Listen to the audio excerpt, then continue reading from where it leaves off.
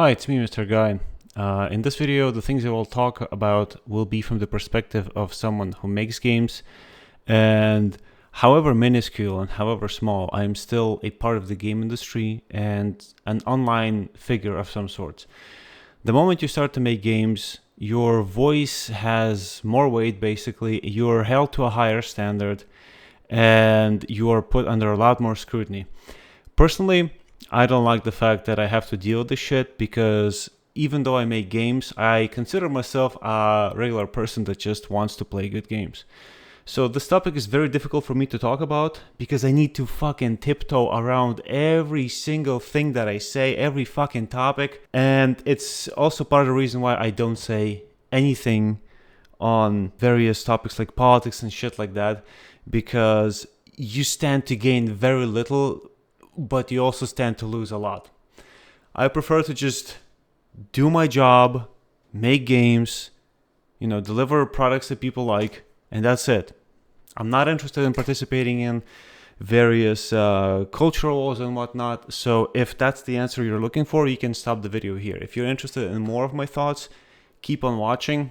But until then, this is future Mr. Guy, after having done squats, coming to you to talk about the topic of cultural wars and gaming and stuff. I'm currently in the middle of doing squats, so I'll try to keep this video short because I'm a little bit out of breath in between my sets. But I wanted to touch upon the topic of culture wars, namely like game culture wars, like DEI versus anti-DEI movements, all that shit. People who are pro, people who are against it. I wanted to touch up a little bit on that topic. Because it's something I've been meaning to talk about for quite a while. It's just that I could never pinpoint my exact thoughts and the exact things that I wanted to say. So what's my opinion on these culture wars and such? Well, I think that there is merit in them, but I don't participate in any of them. I try not to. Only when things that are really, really, really stupid, like something that really, really, really bugs me, is when I take the time and the effort to talk about stuff. Like, for example, that video about the lack of professionalism and courtesy from other game developers. But generally, I try not to talk about these things because nothing that I will say will impact anything in any meaningful way. And I think that the best way for anybody to participate in the so-called culture war is to simply not buy the games that you don't like the contents of which. So for example, if something like the body type A, body type B stuff bothers you, don't buy the game. It's that simple.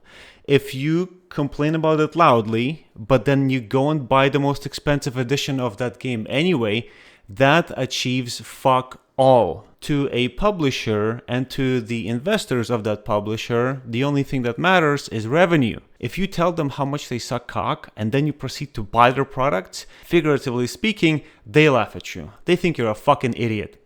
So ultimately, the best way to participate in any culture war is to simply not buy products that you don't personally agree with. That's it. That's the main thing you can do, which will have the most impact. And that's precisely why I don't talk about politics. I don't talk about what I think about DEI stuff, except that in that one video. I just keep all that stuff to myself because I'm not interested in finding new enemies and losing friends. DEI stuff is inherently political. So just like politics and religion, I don't touch these subjects publicly. I have my own opinions about these things.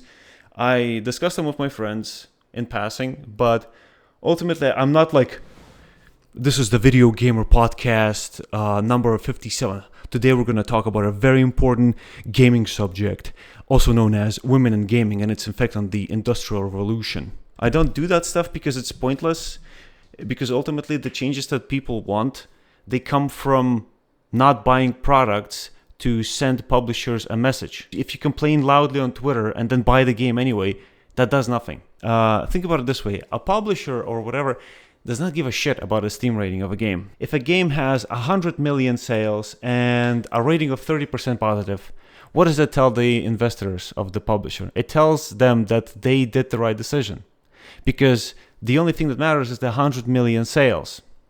Now, you could make an argument that, like, oh, if we did some things to get the score higher, then we could make 200 million sales instead of 100. Sure, but that is minuscule when compared to the fact that they sold 100 million copies. The review score is, like, pointless. People will still play the games they want to play. And if you like if you like buy a game you wanted to play and you're like pissed off by body type A, body type B, and you leave a negative review and then proceed to clock in 100 hours and never refund the game within its like first 2 hours, then all I can say is you're stupid. You're not conveying any point. You're not achieving anything by doing that. The only way you can protest these things is by simply not buying the games that you don't agree with that have this content. The other thing is, games are fucking trivial, okay? I also think part of the reason why people are like so obsessed with culture war and games and stuff is because they really don't have any other hobbies aside from gaming. And so when some game they really wanted to play or were looking forward to turns out to have something in it that they don't agree with or don't like, they freak out and go shit on the developers and on the game in as many places as possible, which is like, you just stop and ask yourself the question, is that the behavior of a person who is well-rounded and like, grounded in reality, or are you just complaining about trivial fucking shit not being exactly the way you wanted it? And if this type of media or entertainment, and I don't want to call it a hobby because video games are not a hobby, it's entertainment.